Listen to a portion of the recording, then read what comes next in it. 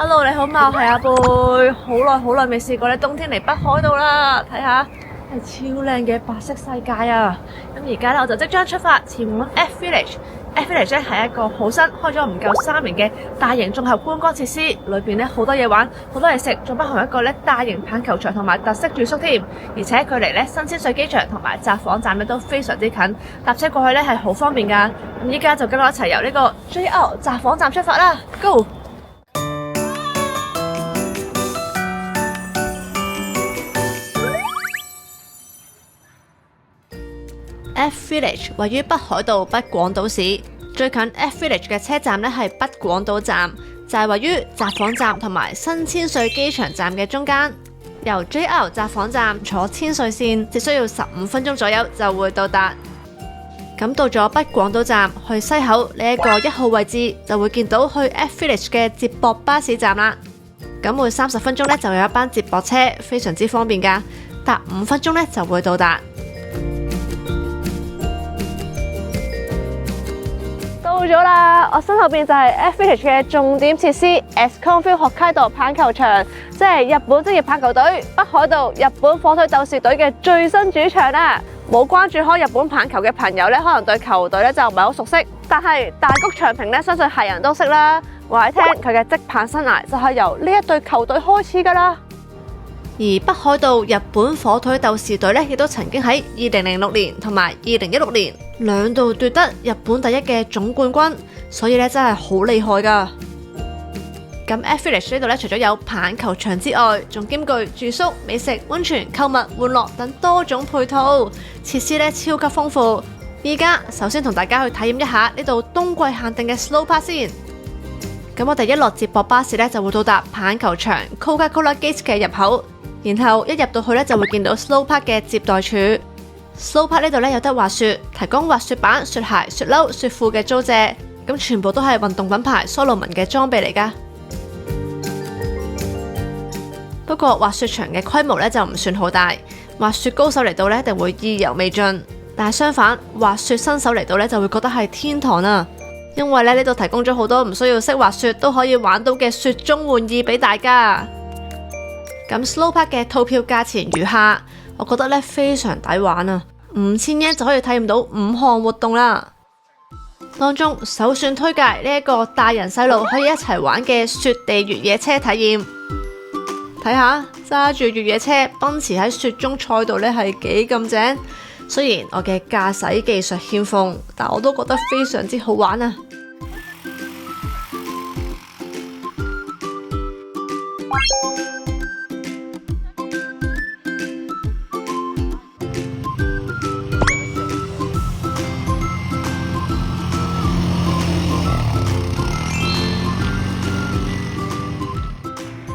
第二個必玩嘅係雪地橡皮艇，估唔到係比想象中刺激好多，又係超好玩啊！但溫馨提示，記得要捉實條繩啊！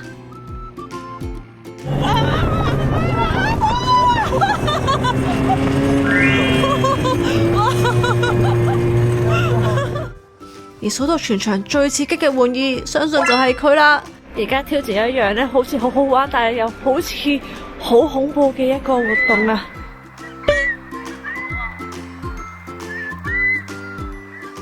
佢係一台建設喺大約20米高台上嘅大型電動韆鞦 Swing Mass。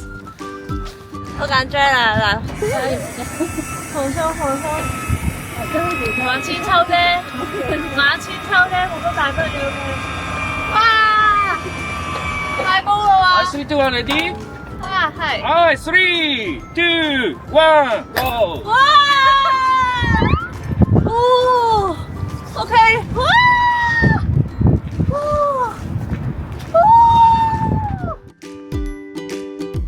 我覺得冇想象中咁驚咯，但係第一下係有一少少離心力，係好好玩。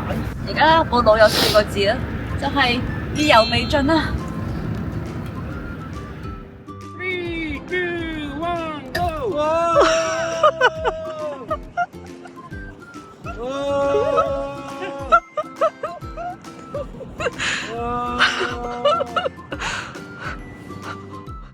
然後雪上活動當然唔少得雪山滑行啦。呢度有拉手雪橇、雪水泡、雪盤等等嘅選擇。咁我呢就揀咗玩雪水泡。Snowpark 呢度呢係100% 嘅天然雪，而大家應該都知北海道嘅粉雪呢真係好無敵、好舒服噶，所以喺度玩雪上活動呢，大家一定會愛上啊！玩完 Snowpark， 我哋入返去棒球場。咁喺最後呢，我哋會有一個 Stadium Tour 嘅，到時先再詳細介紹棒球場俾大家。依家就同大家去呢一度先。呢度係球場嘅附屬設施，位於左外野區嘅 Tower 11。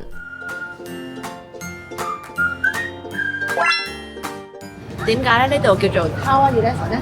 就係因為第一個場平同埋達比修呢前都係呢11號 number 嘅，所以呢就有向佢哋致敬嘅意思啊。Tower 11有1至4樓，一樓呢除咗有剛才嘅大壁畫之外，仲有 food hall， 即係呢好多嘢食嘅地方。我呢就被呢一個美年達橙汁雞呢所吸引，所以就買嚟試下先。比我想象中嫩滑，唔錯。本來有諗過呢會唔會好似咕嚕肉啦，但係唔似嘅。呢個係美式，係橙汁嘅酸味，唔係中式，唔係菠蘿嘅酸味啊。唔錯唔錯。Tower 11嘅2樓，我哋有 baseball 棒球主題遊樂區，裏邊有3款結合虛擬實境科技嘅遊戲，分別有投球、一般擊球同埋新手擊球嘅選擇，可以俾大家都感受到打棒球嘅樂趣。其實我想試好耐噶，勁開心呢度有得玩啊！好，首先試下投球先。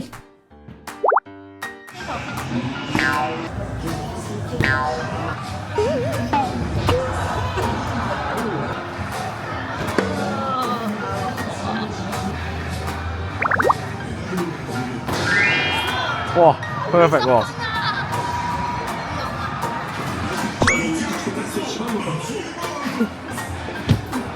哎呀，撞到個人！哦，哇，加油！哇，又係 combo 啊！哇，好勁！你個個都得嘅。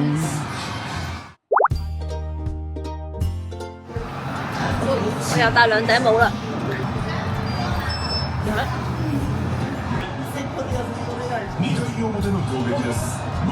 望住啊！喂，打中喎！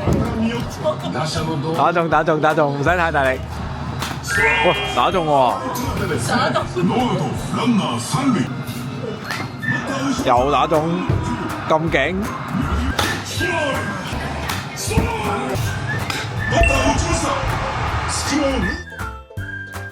我係完全估唔到我係要打棒球嘅天分啊！頭先我係一定超過一半咧，我係打到個波㗎。球本身打完咧，以為應該個個都打得中啦，但係咧 K 先生咧就打中1球啫。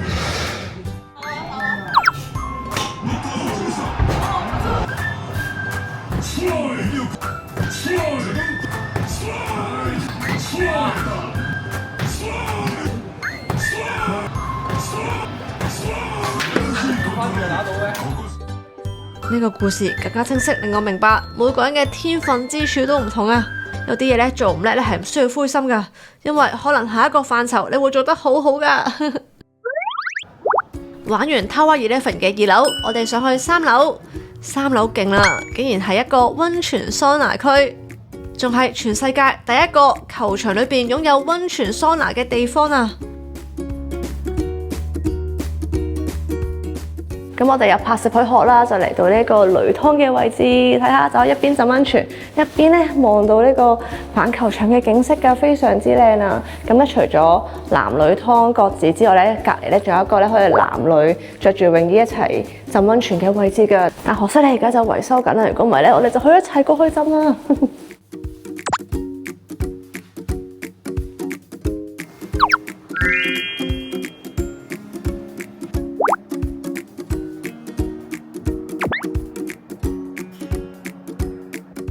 冬季時分呢度咧仲會開放埋機會難得嘅雪中桑拿咧俾大家體驗。我覺得雪中桑拿呢個體驗好正啊！喺入邊咧焗到暖粒粒咧就出嚟咁樣慳翻2個人，然後咧覺得凍咧又可以入翻去繼續桑拿，出嚟入去咁樣咧呢一個冰火交融嘅感覺咧諗起都正。不過今日咧我哋就唔夠時間體驗啦，但係咧我覺得真係一個非常之值得推介嘅活動啊！嚟到 Tower 11嘅4樓就係住宿嘅地方。話你聽，呢度亦係亞洲第一間可以喺房間直接觀看比賽嘅酒店嚟啊！咁呢度一共有12間房，當中最受歡迎一定係以大谷翔平同埋達比修有為主題嘅房間。一入到房就見到佢哋嘅合照啦，然後就會發現不得了嘅落地玻璃。哇！我真係被震懾咗啊！因為面向廣闊球場嘅住宿景觀真係第一次見。跟住不特止，房間係有2層。2樓除咗見到大谷翔平同埋達比修有珍貴嘅簽名球衣之外，仲有埋一個可以行出去嘅露台啊！哇！呢個景觀太厲害了吧，超級開揚。想象一下，直接喺房間望落去睇比賽真係一件好瘋狂嘅事情啊！咁 F Village 嘅範圍除咗 Tower 11嘅酒店之外，另外仲有2款住宿嘅選擇。首先有私人別墅，咁呢度一共係有9棟嘅，每一間嘅內裏空間都非常之大，全部都擁有呢個超大片無死角嘅落地窗。咁依家冬天就望到雪景啦，但其實出邊係對正一個人造湖，所以喺度住4季都會見到不一樣嘅美妙景色噶。而房間嘅設計係用咗大量嘅北海道木材打造，真係非常精緻，非常舒服啊！入到嚟浴室嘅位置真係非常之正啊！除咗有呢個私人嘅集古池之外，仲有每一間房都附上一個私人嘅桑拿添啊！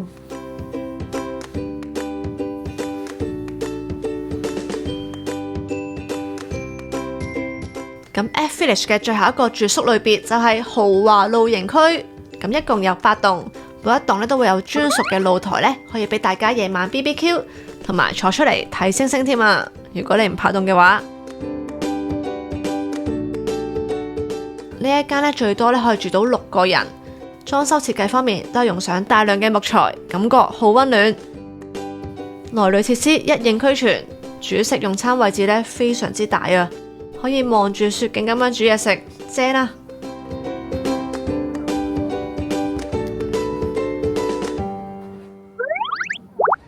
！F Village 嘅範圍入邊係有勁多嘢食，除咗剛才介紹過 Tower 11 1樓嘅 food hall 之外，附近仲有數之不盡嘅美食啊！當中我要推介3間比較有特色，而我又食過覺得好好味嘅餐廳俾大家。第一間係設置喺球場入邊嘅餐廳 Sowa to Shiba。呢度嘅三文治係非常足料，而且非常好味。只不過食物並非重點，重點係呢度可以品嘗到獨特嘅手工啤酒。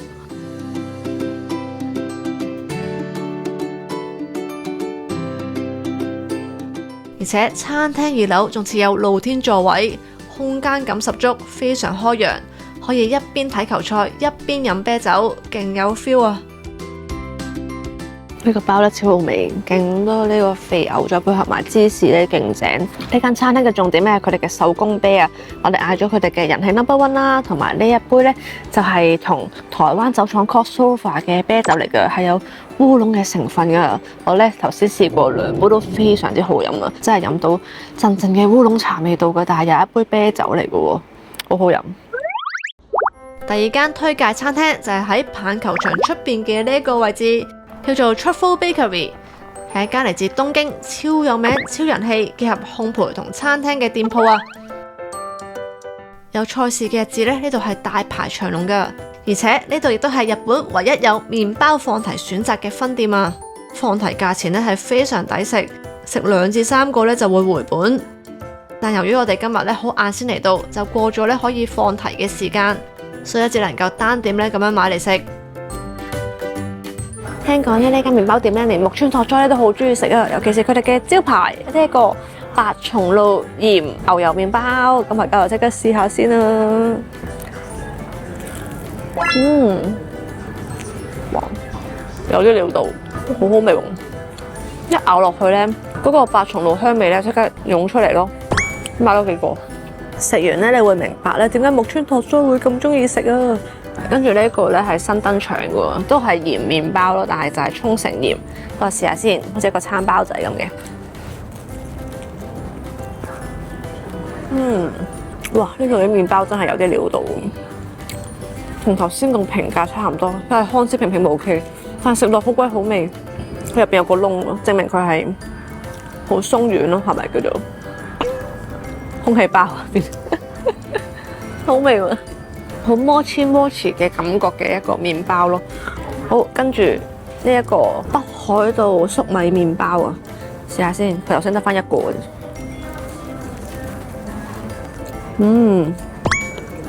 係啊，好多粟米啊！你以為佢好似蛋糕咁樣質地，但係又唔係，都係鬆軟嘅麵包嚟嘅。同埋啲粟米全部都係甜嘅。最後就係我私心最中意嘅明太子麵包，攞上手咧就好硬啦，唔知食落係點啦。佢個瓜係好硬，如果佢係叮翻嘢食咧，就更加好味啊！明太子麵包嗰啲明太子都係好足料噶。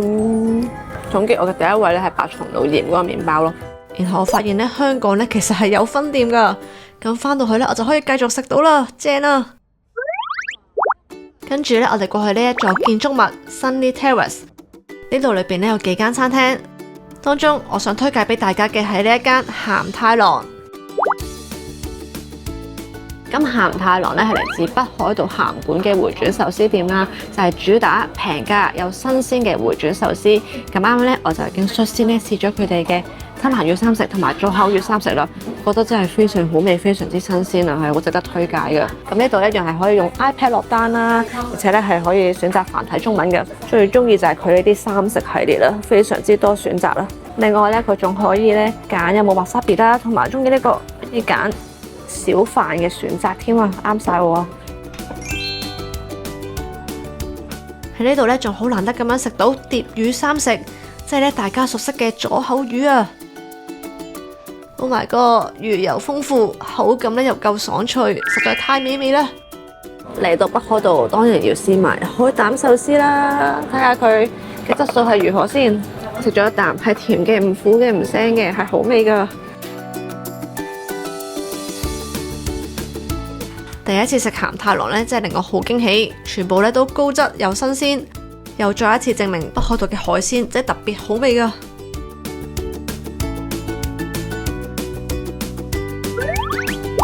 F Village 嘅園區咧真係好大，呢個位置仲有一個小型購物中心叫做 The Lodge， 裏邊有好大間嘅 Log Face， 好大間嘅單車專門店。仲有埋咖啡店，上到去2樓，仲有士多啤梨甜品專門店添啊！佢哋嘅士多啤梨牛奶咧係非常之出名嘅。有冇諗過行到最入，仲有一間好大嘅藥妝店，我竟然可以喺度大豐收啊！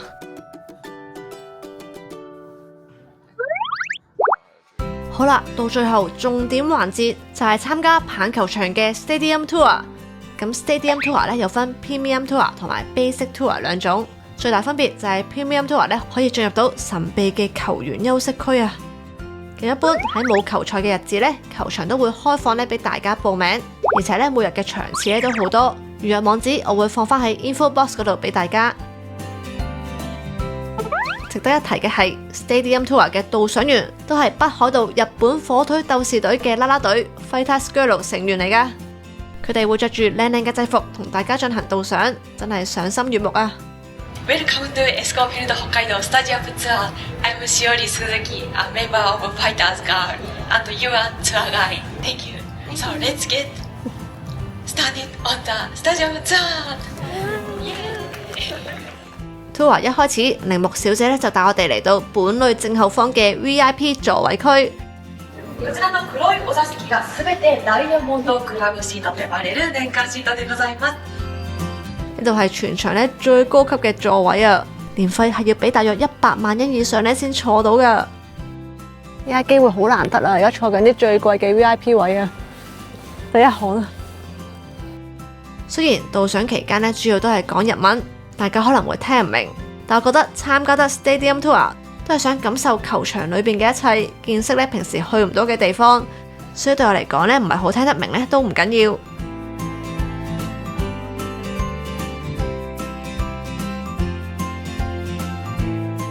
咁剛才咧我哋就去咗球員嘅更衣室嗰度參觀啦，但係咧嗰度就唔俾拍攝，所以就俾唔到大家睇。咁依家呢個位置咧就可以俾翻大家睇啦。呢度咧就係球員嘅準備區啊，見唔見到啊？呢度嘅凳咧係非常之高噶，就係咧為咗配合棒球手嘅身形啊。睇下我隻腳而家非常之唔掂地嘅。好啦，我而家準備出場啦，俾我冷靜下先。